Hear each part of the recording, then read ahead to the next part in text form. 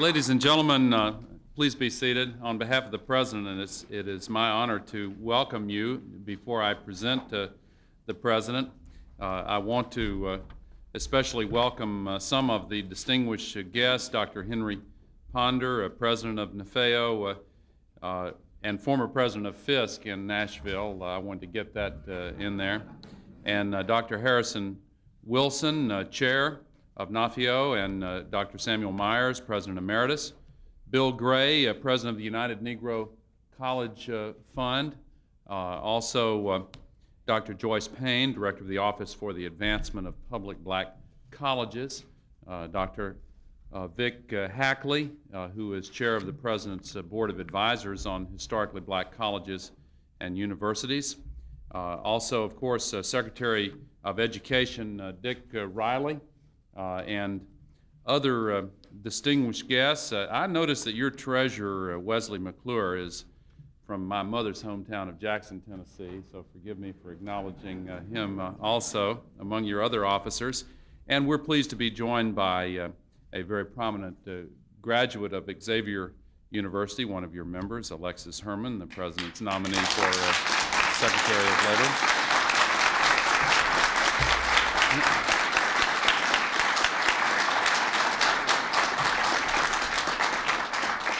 I know that I speak for all of us here, in addition to the President, when I say how immensely proud everyone who is on the President's team is to join him in welcoming this organization to the White House.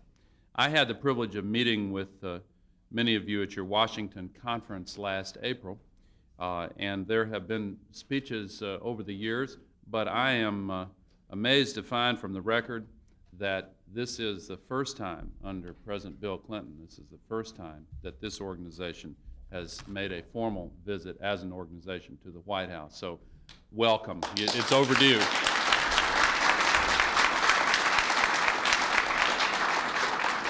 And it's overdue and vitally important, not just because it's Black History Month. Ever since the very first HBCU, Cheney State, opened its doors in 1837, you have carried on a very rich mission. You have been the backbone of African American leadership. And the United States of America is a far better place because of your unwavering commitment. Thank you. Now, I have the honor of presenting to you someone whose commitment to education is unwavering. Like many of you, he is a president. He happens to be the president. And in his State of the Union address, there was one message that was heard loudly and clearly above all of the others. Education is America's #1 priority. From Head Start to Pell Grants and college loans, investments in education represent investments in our future. American education must be the very best in the entire world. Nobody can be left behind. That's why we're here. Ladies and gentlemen, the person who will lead the fight to make that vision we all share, that he has articulated for our country, into a reality for our future, the President of the United States of America, Bill Clinton. Thank you. Thank you. Thank you. Thank you. Thank you. Thank you. Thank you. Thank you. Thank you very much. Good morning. Welcome to the White House. Dr. Ponder, Dr. Wilson, Dr. Shaw. Where's Bill Gray? Is he here? You're hiding your light under a bushel back there. I wanted to say again to all of you how grateful I am to Bill Gray for the historic role that he assumed in restoring democracy to Haiti. We've got another year behind us now, Bill. We're still going. Thank you.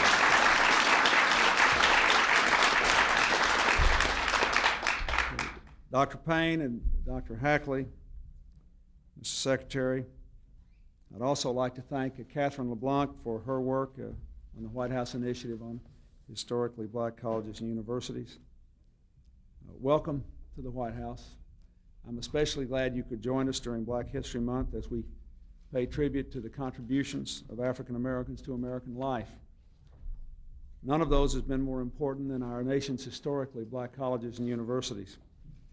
When the doors of college were closed to all but white students and black people's aspirations were scorned, historically black colleges and universities gave young African Americans the high-quality education they deserved and the pride they needed to rise above cruelty and bigotry. As the graduates and teachers of HBCUs haven't just taken care of themselves, they fought for freedom and equal opportunity for all other Americans as well. This has been important throughout our history, and in the future it will be more important than ever before, because education will be more important than ever before. To prepare our people for the new century, every young American must have the world's best education. You know better than anyone how much a difference an education can make.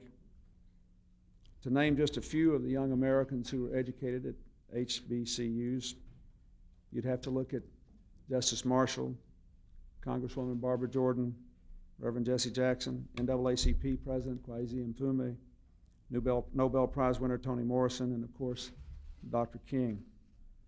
85% of our nation's black physicians, 80% of our African American federal judges, 75% of our black PhDs, 50% of our black business executives and elected officials all were educated at HBCUs. Historically black colleges and universities have served with distinction, of course, in terms of their contributions to our administration. Our former Secretary of Energy, Hazel O'Leary, former Surgeon General, Dr. Joycelyn Elders, the Director of Presidential Personnel, Bob Nash, and of course, as the Vice President said, Alexis Herman, who is here with us today, and who did a superb job for us as Director of Public Liaison, and with your help will be a great Secretary of Labor, and I want your help. Thank you.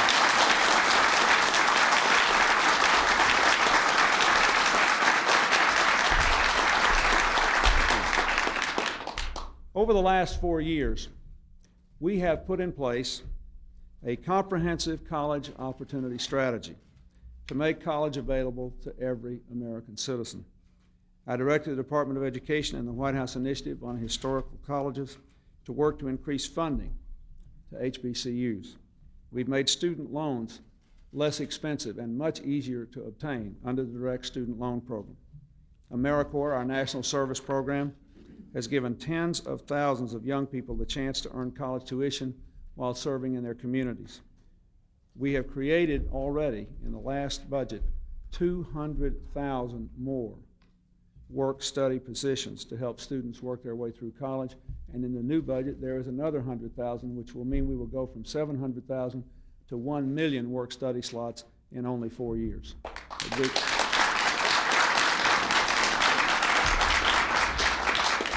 We know that financial aid is critically important. At some of your colleges, as many as 90% of the students receive financial aid. Last year, we increased the Pell Grant program by 20%, taking the maximum grant up to $2,700 from about wherever it was, $2,460. That was the biggest increase in 20 years. This year's budget is bigger still. It increases Pell Grants by another 25%, the largest increase, again, in well over 20 years, and increases the maximum Pell Grant award to $3,000 per year. It expands the program to include older students who are starting college late or returning to school. It raises the maximum family income level to include hundreds of thousands of families who did not qualify for Pell Grants before. In total, these changes will help almost 350,000 more families send a family member to college. The balanced budget also includes the $10,000 tax deduction to help families pay for college and the $1,500 Hope Scholarship tax credit, which is enough to pay for the tuition at the typical community college in America for 2 years. This college opportunity agenda will open the doors of college wider than ever before. Now we need to work to make sure that the Congress, without regard to party, will enact these changes into law. Before I answer questions now, I'd like to ask for your help with one more thing. We all know that literacy is the basic tool of learning, but 40% of our children cannot read independently by the time they're 8 years old. We can and must do better. My budget includes more than $2 billion to help us with the literacy challenge, but that is not enough. I launched our America Reads initiative to mobilize an army of reading tutors all across America, and I asked college and university presidents to help me achieve that. I sent a senior member of the White House staff, Carol Rasko, to the Department of Education to work with Secretary Riley to make sure the American Reads Initiative does that. We have dedicated several thousand AmeriCorps volunteers to becoming trained so they can in turn train reading tutors to work with schools, with parents, and with children to help make sure our children can read. But now we need a lot of volunteers, as many as 1 million, and a lot of them will have to come from students. I am pleased to say that over 80 college presidents have already committed thousands of their work-study students to participate as reading tutors. I hope you will join them and commit a percentage of your own work-study students to help our children learn to read. Because without literacy, the job manuals and the history books are both closed, and so are the doors of college. We need your help to open them wider. I'm looking forward to working with you in the months and the years ahead, but especially this year, to make sure that we pass this education agenda in Congress, number one. And number two, that we enlist the idealism, the ability, and the energy of our young college students in helping us to teach our children to read. Thank you very much.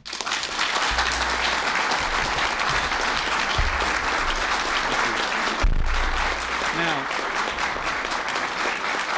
Henry, thank you.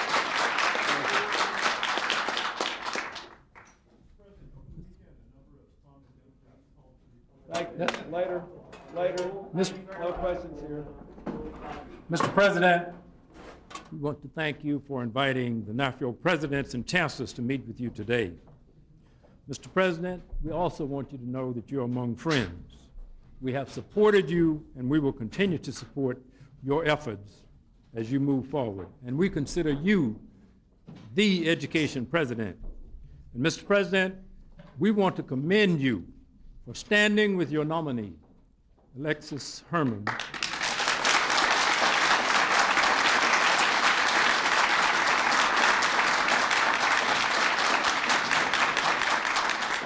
we know she will perform admirably as Secretary of Labor, and we support both you and Mrs. Herman. So thank you very much. And Mr. President, we also commend you for your position on the important issues of our times. Thank you for your commitment to diversity. The federal judges and your cabinet reflect your commitment. Your presidency and you personally give our 350,000 plus students hope. Lastly, Mr. President, we commend and thank you for making education the #1 priority of the United States of America. And now, Mr. President, I present to you Dr. Harrison B. Wilson, President of Norfolk State and Chairman of the NAFIO Board, who will take over from here. Thank you. Mr. President, Mr. Vice President, Mr. Secretary, and all high officials with the federal government, to my fellow presidents that are here, at least 80 of the 117 in this country. This is indeed an honor for us. We have always supported you, Mr. President, because of your humanistic ways, because of your honesty and sincerity. We believe in you, we believe in what America's all about, and we feel that you really represent what America's all about.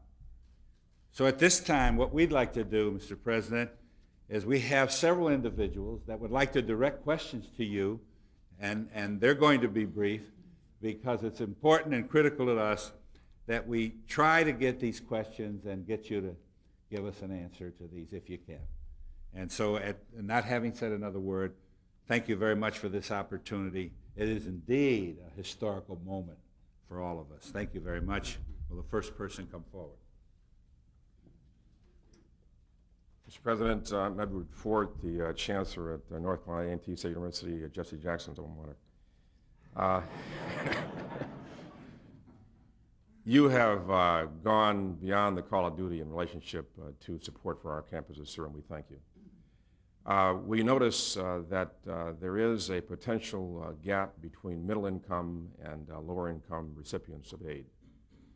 Do you envision any way whereby there might be substantial or at least small amounts of increase beyond your threshold as far as Pell Grants are concerned so as to compensate for that gap? Again, thanks.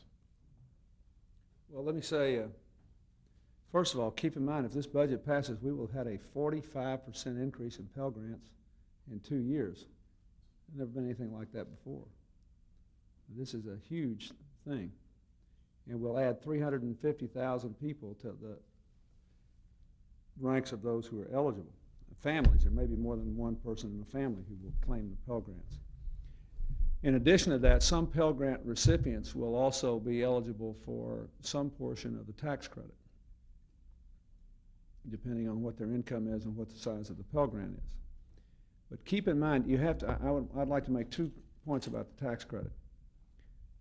This tax credit should be seen in terms of the tax credit we gave in 1993, which now amounts to about $6 billion a year to lower income people. The earned income tax credit increase, we more than doubled in 1993.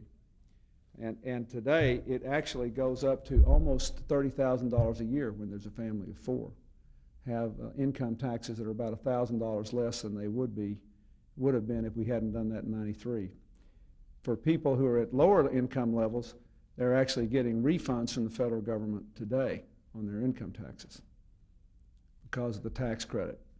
So the earned income tax credit was the biggest, well, one tax expert said it was the biggest move in tax fairness in over 2 decades. So we have that now. Secondly, this money is, you should understand with the Congress we're dealing with, there's not an option to take this tax credit and turn it into more spending.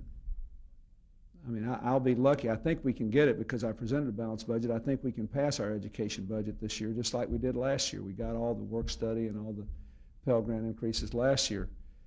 But if I were to say, well, I want to spend this tax credit on something else, the Republican Congress would say, good, that gives us a bigger capital gains tax cut. There's not an option. We're either going to spend this tax money on education or on some other tax purpose. It is not going to be spent on some other spending purpose. I'm going to have to fight like crazy to get all this money invested in education as it is.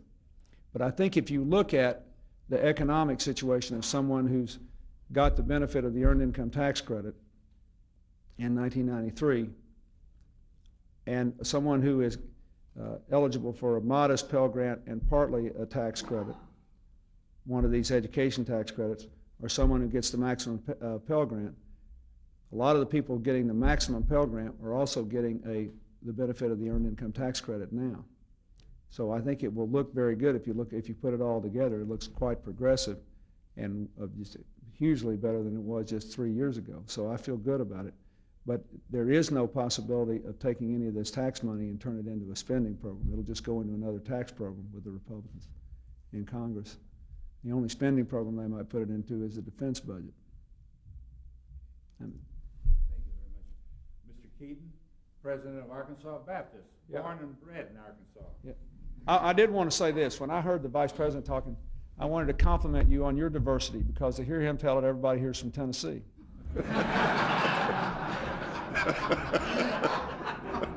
And I know we must have at least President Keaton, President Davis, and President Mitchell here. I don't know if we got any other Arkansans here. Dr. Titus is here. Dr. Titus is probably here. Yeah. Where is he? Oh, there he is. Hello. Glad to see you. So.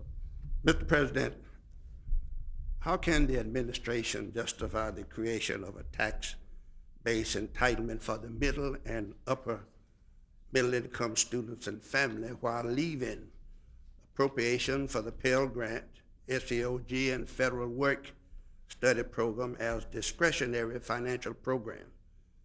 And then can the poor be added to the tax proposal? Well, as I said, in the last year, let me say this, last year I had to fight off an attempt by the Congress to cut the tax refunds that poor working Americans get under the Earned Income Tax Credit.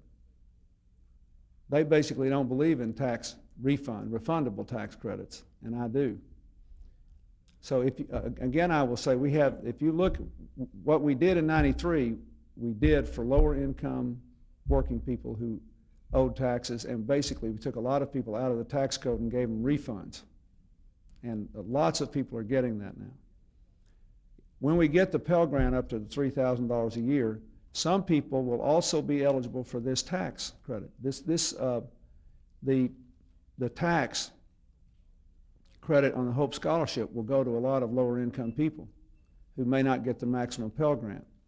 But I think it's important to say again, if I tried to get the Hope Scholarship to be refundable, like the Earned Income Tax Credit is, Congress simply wouldn't pass it, and they might not pass it at all.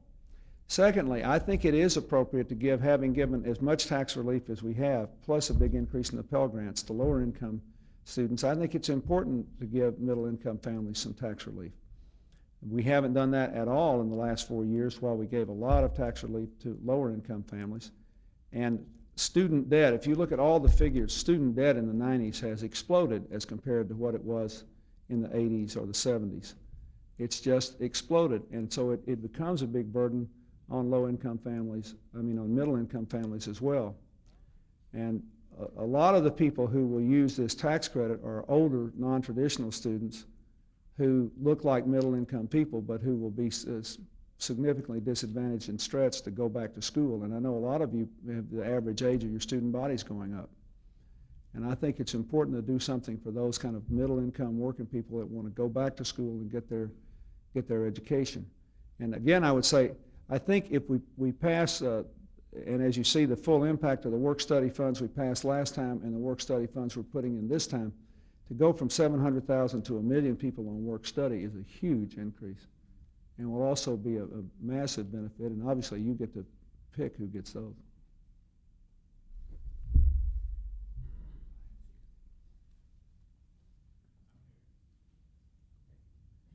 Mr. President, we'll hear from Dr. Lyons, who's the president of Jackson State University in Jackson, Mississippi. Dr. Lyons. Tennessee or Arkansas, but I've got a lot of friends in Mississippi. Mr. President, Vice President, Secretary, other than Title IV, student assistance, no other program is of greater value to historically black colleges than Title III. We appreciate the fact that your budget includes increases for Title III, but we would be happy and would like to continue the dialogue with your staff to increase it further, because Title III, Section B Title III-B, Part B, has been without an increase for 3 fiscal years.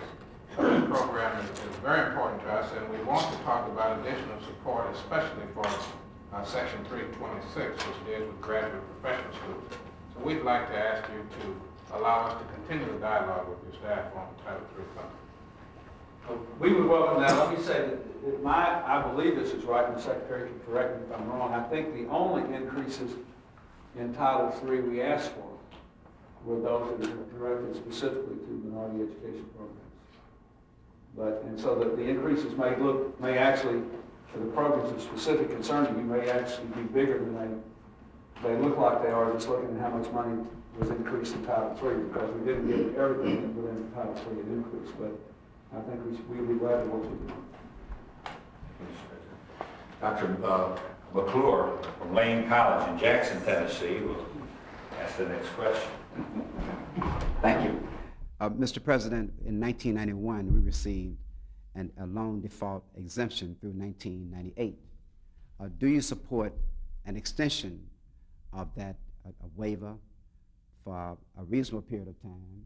And secondly, would you also support alternatives to how we are monitored because of the great administrative burden that can be placed upon those institutions that have high loan default rates in terms of limit suspension and termination, and as well as in terms of the way that our schools may suffer greater public scrutiny and greater amounts of record keeping. Let me say, first of all, on the second question, let me answer the second question first. What I would like to do is to get a set of very specific concerns you have and maybe an alternative proposal.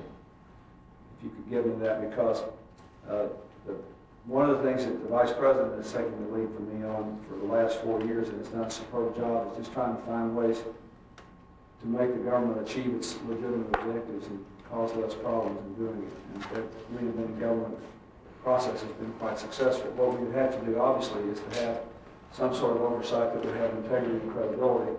If it can be done in a way that's less burdensome to you, I would be very open to that, but I would like to say that we need a specific proposal on that.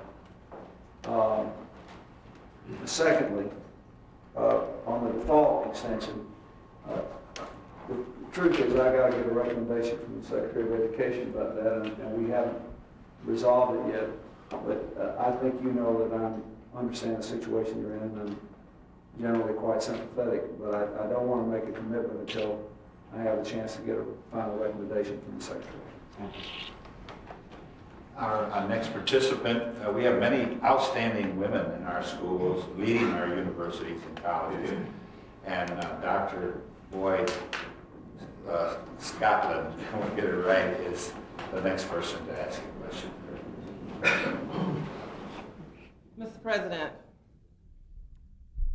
you have proposed that certain responsibilities that are currently being funded by the District of Columbia be assumed by the federal government, including roads, Medicaid, Medicare, prisons, and judges' salaries.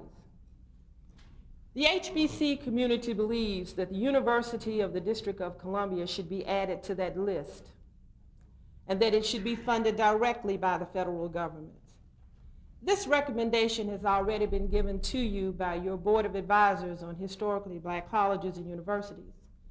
Additionally, the board has asked that your administration call a summit between the HBCUs and the private sector to talk about partnerships in preparing minority students for the workforce of the 21st century, and also to ask you to work continuously on the desegregation cases that involve HBCUs. Will your administration support including the University of the District of Columbia and the Appropriations Act for DC? And what is your response regarding the summit and also assisting us with the desegregation cases involving HBCUs?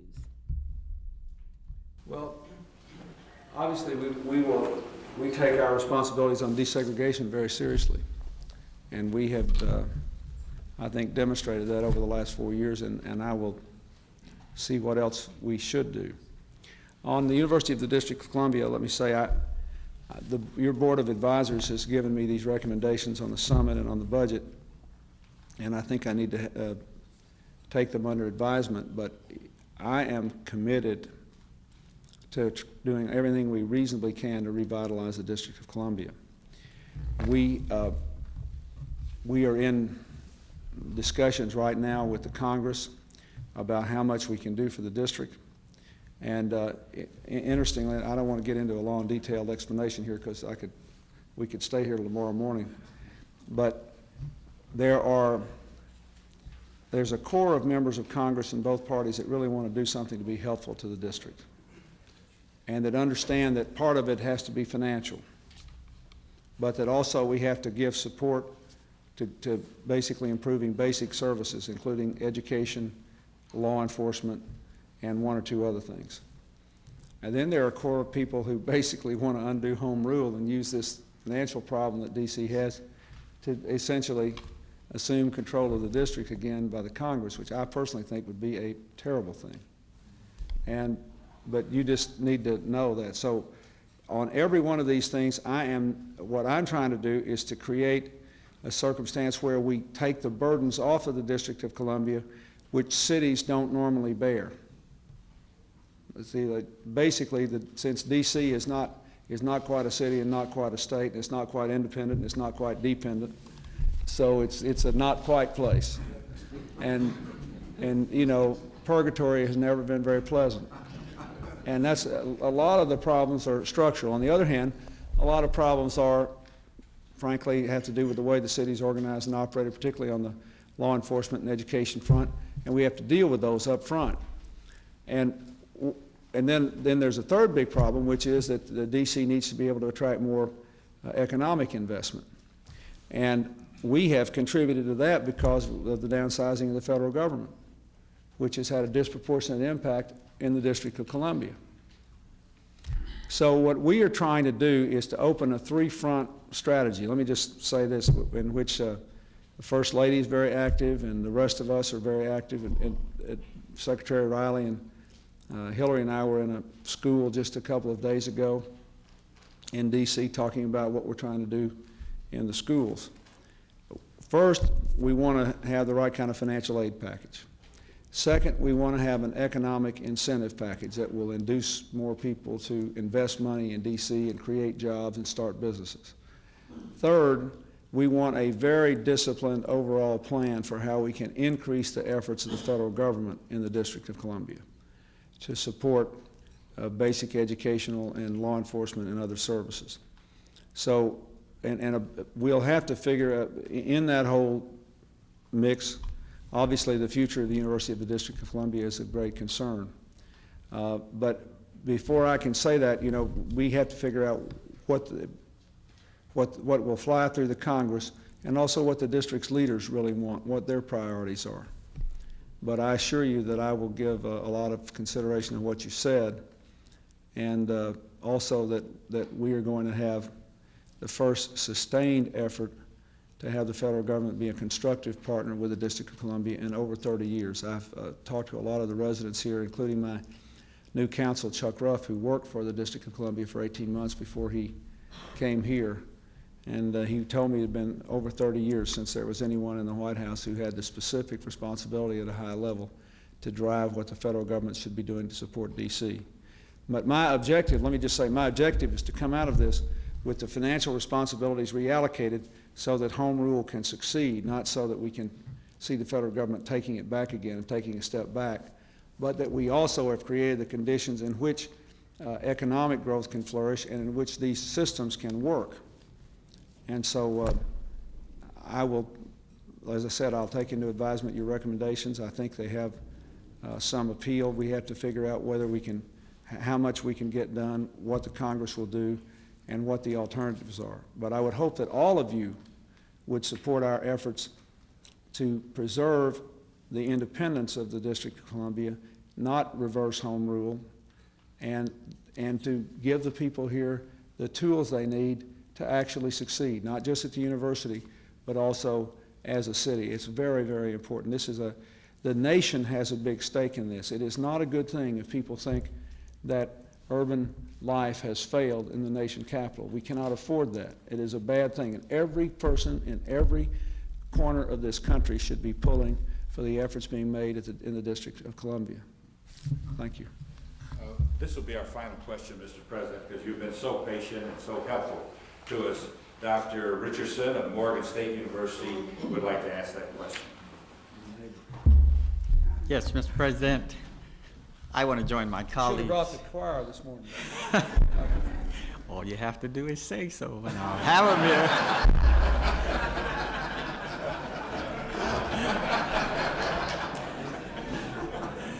Mr. President, I want to join my colleagues in again applauding you for your having used your office as a bullet pulpit for advancing the campaign for improving education in this country.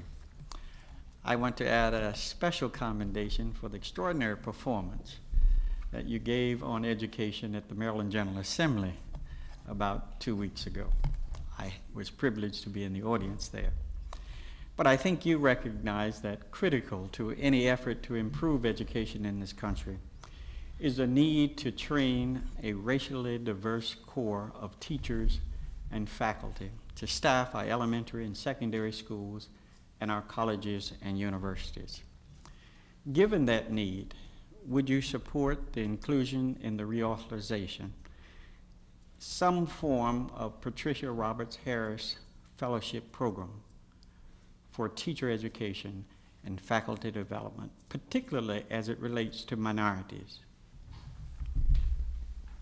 I had a conversation with Secretary Riley just this morning about that.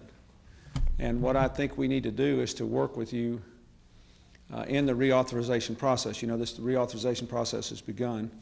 And what we want to do is to work with you to make sure we've got an appropriate investment for teacher preparation. I think it's very important.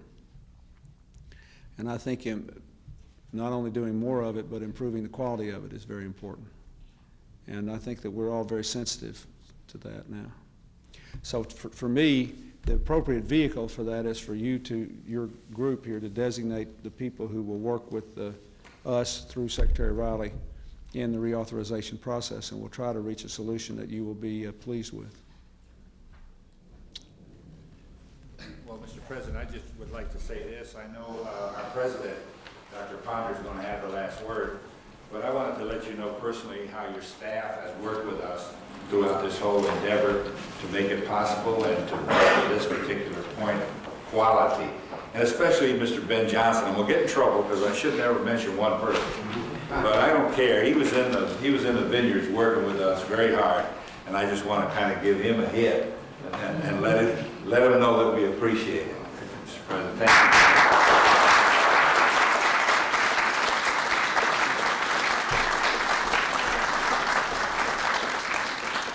Again, Mr. President, thanks very much for meeting with us, and we now look forward to working with the Secretary and with your staff to get input into your budget so that we can give you wholehearted support for the total budget. We just simply like to talk with staff about it and see if we can get some of the things that we've talked about here today inputted into the budget. Thank you very much, Mr. President. Thank you. Thank you.